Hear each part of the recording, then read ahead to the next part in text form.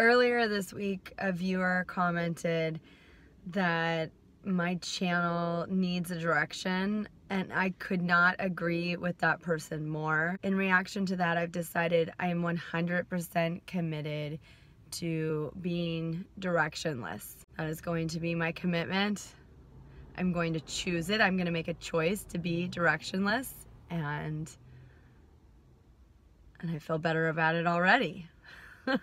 Baby Roz is doing a lot of dance classes, and it's just so much fun to watch her. I mean, it's just my joy to watch my kids have a blast. She'll like cough in the middle of her dance, or she'll fall over, and then at the end she's like, I did it, and she's so proud of herself. And I just think, imagine as adults, you know, if I just bombed when I was doing stand-up, but then I got that one laugh, and then I just run off stage going, I did it, I did it. I'd be completely in my freedom, you know, I'd just be completely in my element. And I just feel like as artists, we're always trying to get back to that zone of just pure, unadulterated joy and freedom and no judgment. When I was watching her, I was remembering when I was a child, I took ballet classes. I took ballet very seriously, and the woman who was our instructor, she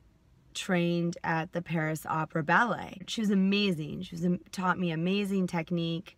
I learned a lot from her. And there was a very strict dress code.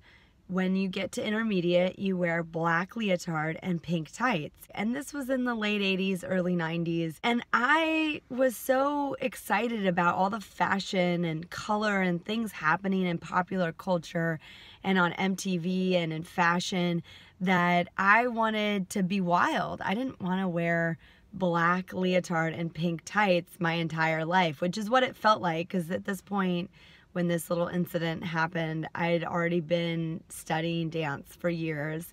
So that's what you wear. You wear black leotard, pink tights.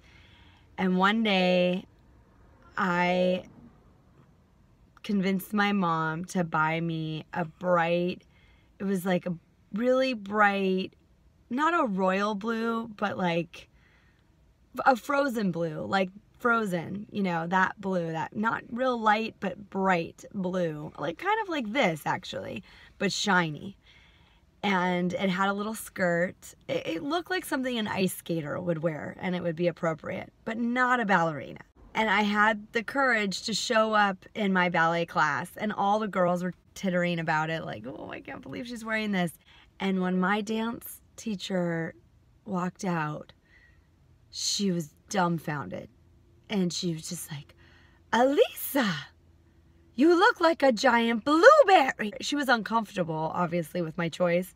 And she proceeded to make fun of me, that, I mean, in her way, you know, and I'm sure her intention was there to just like, you can't do this. This poor woman was not prepared for the 80s. She was doing what she knew how to do, which was teach a great dance class, a ballet, a classical ballet. I don't think she was ready for these young women that were wanting to express themselves in all the colors of the rainbow. And I remember feeling really embarrassed, feeling like even though I knew I loved it, I would never wear it again. And I don't think I ever did.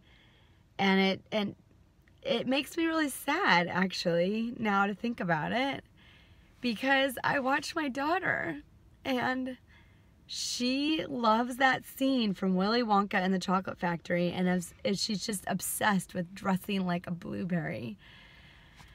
And I think she's so fabulous as a blueberry, and I'm so proud of her sense of style, and that it's completely self-driven, and I celebrate it. And I just think, wow, I was just 20 years ahead of my time, or whatever, maybe a little bit more. And I guess I feel there's some sort of lesson for me in that memory,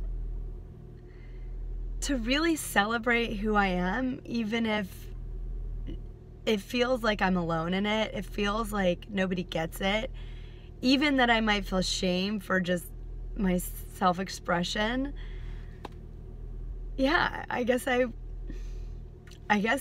feel that I want to share this memory that I had, because not just for myself and to validate who I am in the world, even if there's nobody saying that they agree with my sense of fashion or style or misdirection or whatever's happening right now.